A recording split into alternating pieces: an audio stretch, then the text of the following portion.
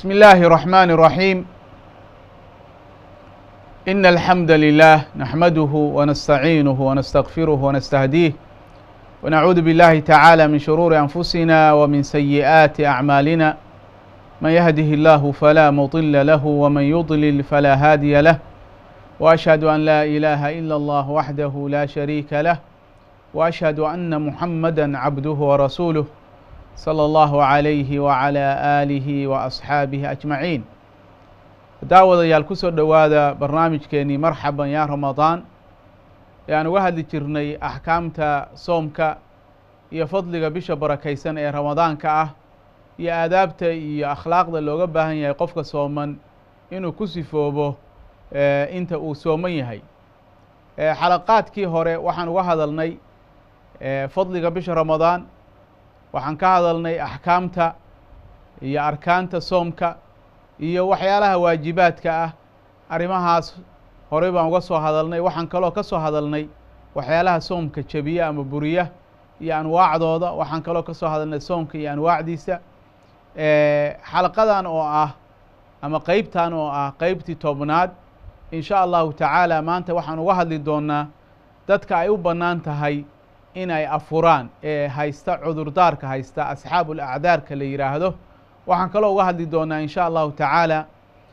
qadaha ama qallaha soomka iyo sida loo qalaynayo iyo goorta la qalaynayo. qofkii cudurdaar lahaa oo afuray goorta uu qalaynayo, qofka hadduu dhinto isagoo soom lagu lahaa seebaa maaragta looga qalaynaya, iyo arrimahaas baan uga hadli doonaa in sha allahu tacaala. dadka asxaabu acdaarka ah ee loo ogol yahay inay afuraan ee cudurdaarka haysta ee ilaahay uu baneeyey subxaanahu wa tacaala ilaa dhowr qolo weeye. hadda ka horna taqriiban waxbaan ka soo tilmaannay. waxaa ka mid ah dadkaa marka qaybay leeyihiin. dad waxaa jira ay waajib tahay inay afuraan oo hadday ay soomaan aaman ilaahayba ka aqbalaynba soomkaba oo aan laga aqbalayn, bal dembi ay tahay inay soomaan. arrinkaasna wuxuu khaas ku yahay qofka dumarka ah marka ay caadada ay ku dhacdo iyo markii ay dhiigga dhalmada ay qabto. qofkaas waxa weeye cudur daar bay leedahay, way afuraysaa. kow labo waxa weeye uma bannaana inay soonto, bal waajib waxa ku ah inay afurto ayaa ku ah. waxaa ka mid a dadka cudurdaarka haysta qaar maaragtay loo baneeyey inuu afuro laakiin ay waajib ku tahay inuu waqti kale uu soomo, waqti kale inuu soomo ay waajib ku tahay. bimacnaa waxaa waajib ku ah qadaa ama qalle waxa afka soomaaliga lagu yidhaahdo. cudurdaarkaasna ilaahay baa qur'aanka ku sheegay waa qofka jiran iyo qofka maaragtay musaafirka ah, qofka xanuunsanaya ee buka iyo qofka musaafirka ah. marka labadaa qolo iyagu way afurayaan, cudurdaar bay haystaan ay ku afuraan, laakiin way qalaynayaan. qolo saddexaad baa jirta oo dadka cudurdaarka haysata ah oo iyaguna loo baneeyey inay afuraan, laakiin waxaa ku waajibaya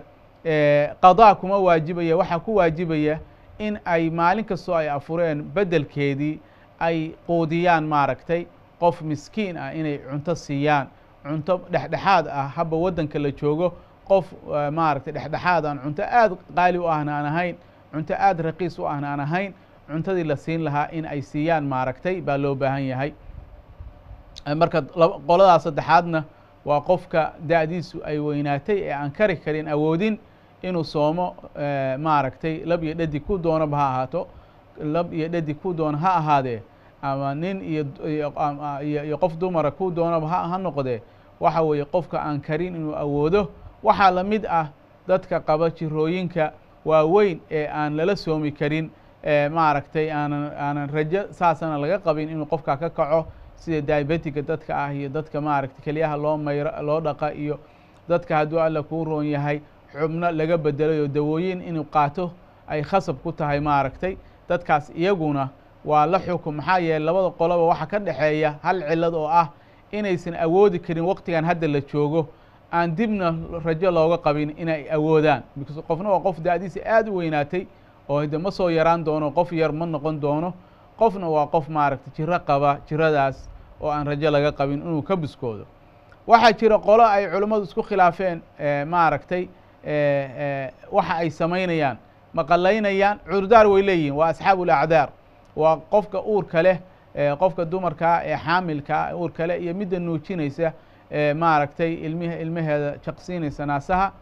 labada qof cudurdaar bay leeyihiin waana u bannaan tahay inay afuraan laakiin culimmadu waxay isku khilaafeen ma waxaa la haleelsiinayaa xagga maaragtay xukumka qoladii musaafirkii iyo mariidkii oo markaas maalin walba beddelkeedii ayay qallaynayaan mase waxaa la haleelsiinayaa maaragtay qofkii weynaa iyo qofkii xanuunsanaa xanuun aan rajo laga qabin inuu ka kaco oo markaas kadib waxaa maaragtay waxaa ku waajibaya qalal loogama baahnee waxaa looga baahan yahay waxa la yidhaahdo iطcaamu miskiin oo fidya ah ayaa looga baahan yahay culimmadu aqwaasha culimmada fuqahada ah aqwaashaas qoloba mid bay rajaxdaa qolo waxay dhaheen ha iska afurto qofka nuujinaysa iyo midda xaamilka ah laakiin beddelkeedii faciddatu min ayaamin ukhar maalmo kale ha qallayso qolona waxay dhaheen maya mashaqa ugu jirta ha iska afurto hadduu alla kuu roon yahay ha bixiso maaragtay fidye keliya ha iska bixiso qolona waxay dhaheen qofka nuujinaysa iyo qofka maaragtay hadduu alla kuu roon yahay uurka leh haddii aysan gabood falin macnaheed waxa weeye ay ku soontay intaan bishii kale aan la gaarin ee ramadaan maalin kale beddelkeeda qalaynaysa laakiin haddii intay isdhigatay ay bishii kale ku soo gashay iyadoon soomin oo kari kartayna inay hore u soonto waxaa looga baahan yahay in ay hadduu alla kuu roon yahay ay maalmihii ay gaftana ay soonto ayna ku darto qof maaragtay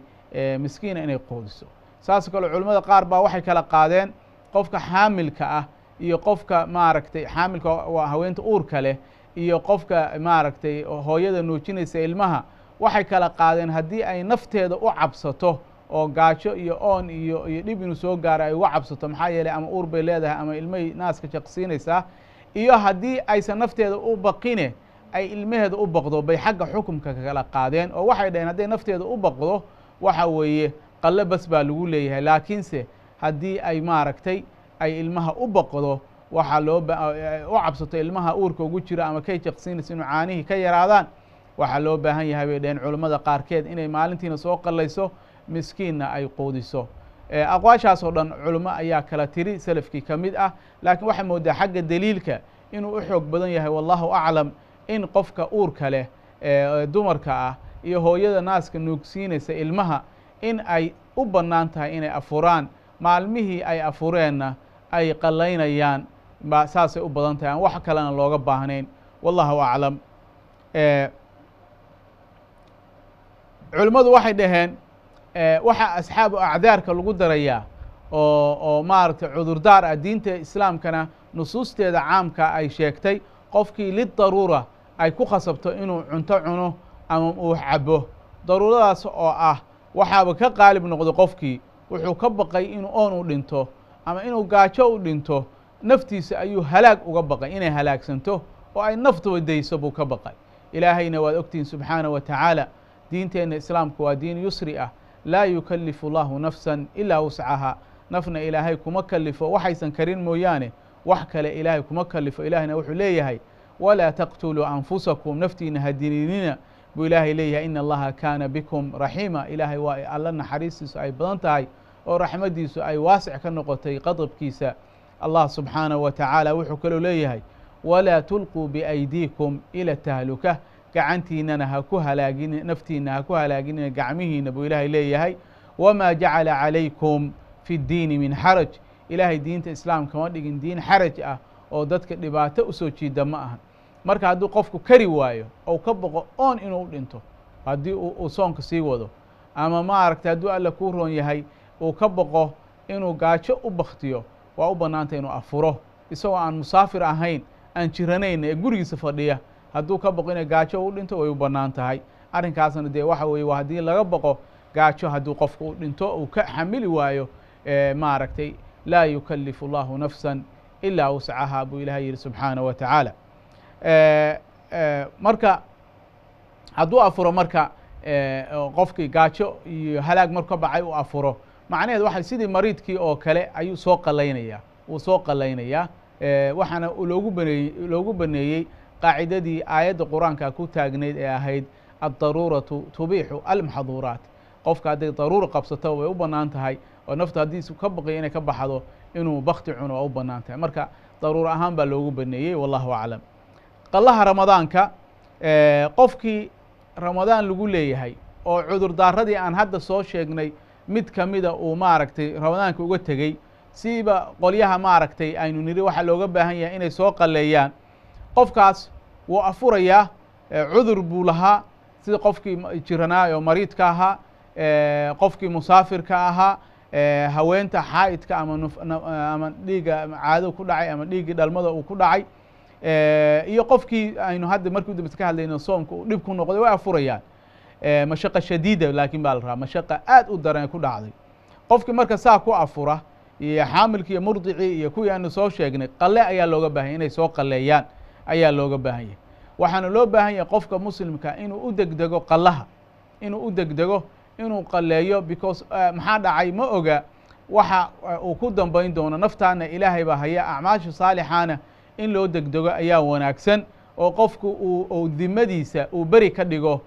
ilaahay isaga uu hortago isagoo aan wax dayna lagu lahayn uu hortago in sha allahu tacaala xalaqada waqtigeedii ayaa intaa nooga eg waxaan sii wadi doonaa mowduuca sida loo qallaynayo ramadaanka xalaqada tan ku xigta hadduu alla yidhaahdo inta aynu xalaqada dambe ka kulmi doono waxaan idinkaga tegayaa assalaamu calaykum waraxmat ullaahi wabarakaatuh